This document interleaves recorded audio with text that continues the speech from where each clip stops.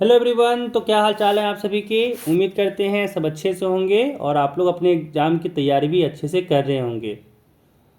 तो आज हम लोग इस वीडियो में निबंध लेखन सीखेंगे, जो आपके एग्ज़ाम में 5 मार्क्स का हर एक साल एक क्वेश्चन रहता है ना। ये क्वेश्चन आपको 5 मार्क्स में पूछा जाता है और बच्चों को जनरली क्या होता है कि 5 मार्क्स की जगह पे 2 मार्क्स, ज़्यादा से ज़्यादा 2.5 मार्क्स दे करके भगा दिया जाता है, मतलब निपटा दिया जाता है ना।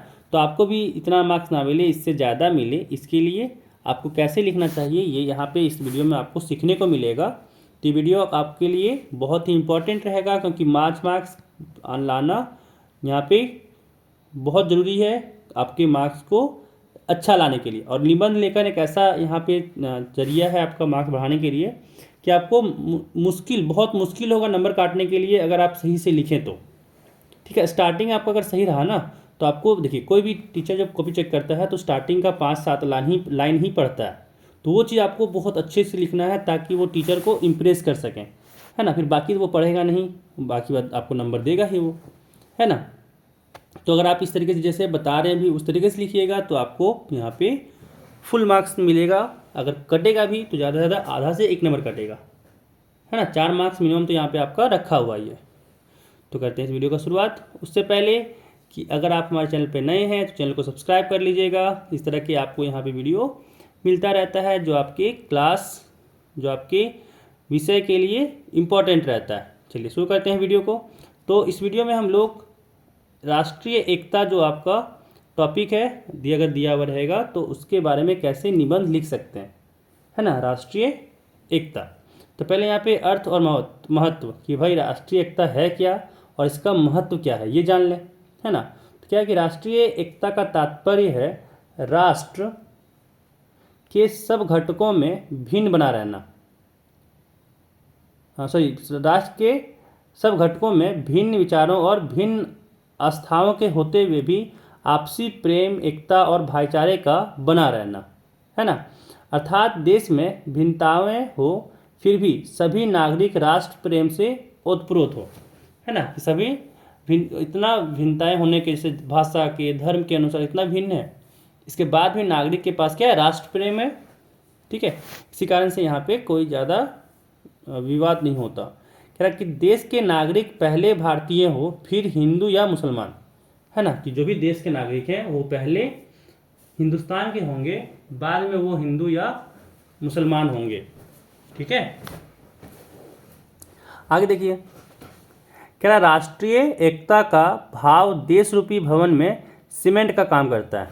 ठीक है, कि अगर आपके मन में अगर राष्ट्रीय का एकता का भाव है तो वो बहुत मजबूती वाला काम करेगा, नहीं तो फिर देश में आए दिन दंगे, लड़ाई झगड़े होते रहेंगे, है ना।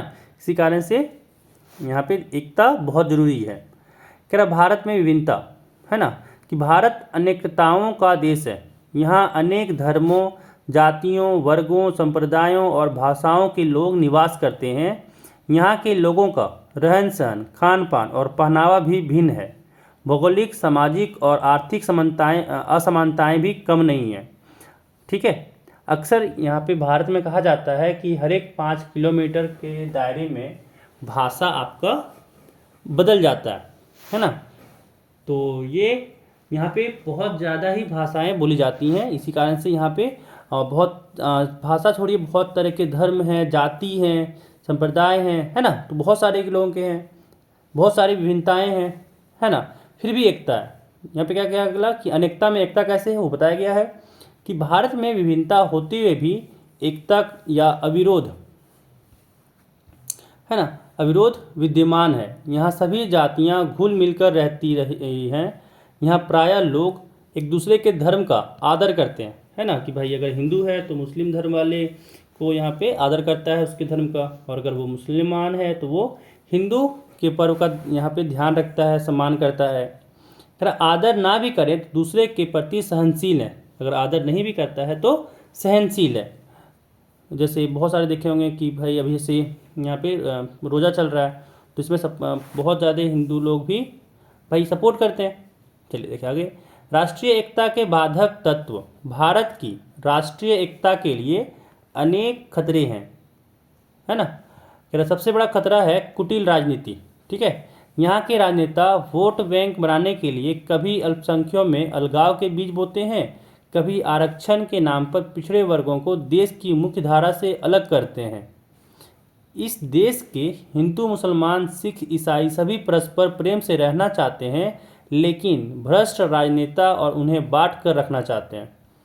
ठीक है, कि यहाँ पे जो नेता लोग हैं वो क्या करते हैं, भड़का देते हैं, अपने जो भाषण में बोलते हैं ऐसा ऐसा बात कि यहाँ पे जो जनता एक दूसरे के हिंदू हो, मुस्लिम हो, सब मिलकर रहते हैं, उनका भाषण सुन करके कि वो इतने ऊंचे मंच में बोल रहे हैं, सही बोल रहे होंगे, ये बात जाने बगैर ही कि वो गलत हैं, उनके बात में आकर के एक दूसरे से लड़ाई भी कर लेते हैं, है ना।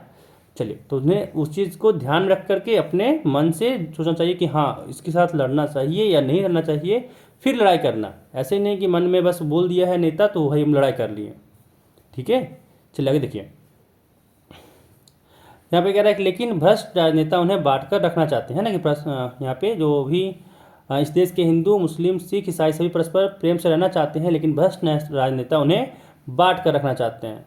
राष्ट्रीय एकता में अन्य बाधक तत्व हैं विभिन्न धार्मिक नेता, जातिगत असमानता, आर्थिक असमानता आदि। ठीक है, और बात है कौन कौन सा है कि विभिन्न धार्मिक नेता, जो धार्मिक नेता होता है वो अपने धर्म का ज़्यादा प्रचार करता है, दूसरे को खराब कहता है। जातिगत असमानता समझ में आ रहा है। आर्थिक असमानता कि भाई कोई गरीब है कोई अमीर है तो भाई उसमें भी आपका यहाँ पे एक बाधक है। अगला देखिए, क्योंकि देखिए जलन बोला था ना कि दूसरे को देख के जलना, वो सबसे बड़ा खराबी है। चलिए अगला कह रहा है कि आगे क्या है कि परस्पर संघर्ष के दुष्परिणाम, है ना, कि अगर आप लगातार संघर्ष कर रहे हैं उसका क्या दुष्परिणाम है। कि जब देश में कोई भी दो राष्ट्रीय घटक संघर्ष करते हैं तो उसका दुष्परिणाम पूरे देश को भुगतना पड़ता है। मामला आरक्षण का हो या अयोध्या के राम मंदिर का, उसकी गूंज पूरे देश के जनजीवन को कुप्रभावित करती है ना। कि आरक्षण का क्या है, तो जैसे जो आपका एससी या फिर एसटी कैटेगरी के लोगों को यहाँ पे आरक्षण मिलता है, इसको लेकर के जो आपका सामान्य वर्ग वाले लोग हैं वो बहुत ज़्यादा इस मुद्दे को उठाते हैं। लेकिन उन्हें भी नहीं भूलना चाहिए कि आरक्षण बहुत ज़रूरी है, क्योंकि जो आपके एससी एसटी वाले लोग हैं उन्हें भी तो सही जगह पे पहुंचना चाहिए, है ना। अभी भी जो आईएएस का रेट है, बोला जाता है कि अगर जितना आरक्षण मिला है उसके अनुसार 22 से 25% आपका सीट होना चाहिए था आईएएस का, लेकिन पहुंचते कितना है 8 से 10%, है ना। तो बहुत ज़्यादा ये गलत सोच नहीं रखना चाहिए, क्योंकि आरक्षण अभी भी सच में ज़रूरत है। ठीक है, मैं खुद एक सामान्य वर्ग से हूँ, लेकिन इतना कह रहा हूँ कि आरक्षण अभी भी ज़रूरत है, क्योंकि बहुत सारे ऐसे हैं जिनको इन आरक्षण का ज़रूरत है। हाँ, ये हर एक का साइड इफ़ेक्ट होता ही है, लेकिन आरक्षण ज़रूरत है। चलिए अगला देखिए, समाधान। कह रहा प्रश्न यह है कि राष्ट्रीय एकता को बल कैसे मिले, संघर्ष का शमन कैसे हो। इसका एकमात्र उत्तर यही है कि देश में सभी असमानता लाने वाले कानूनों को समाप्त किया जाए, है ना। जो भी असमानता लाता है उसको कानून को समाप्त कर दिया जाए। मुस्लिम पर्सनल लॉ, हिंदू कानून आदि अलगाववादी कानूनों को तिलांजलि दी जाए, उसकी जगह एक राष्ट्रीय कानून लागू किया जाए। सब नागरिकों को एक समान अधिकार प्राप्त हो, किसी को किसी नाम पर भी विशेष सुविधा या विशेष दर्जा ना दिया जाए। भारत में तुष्टीकरण की नीति बंद हो, है ना।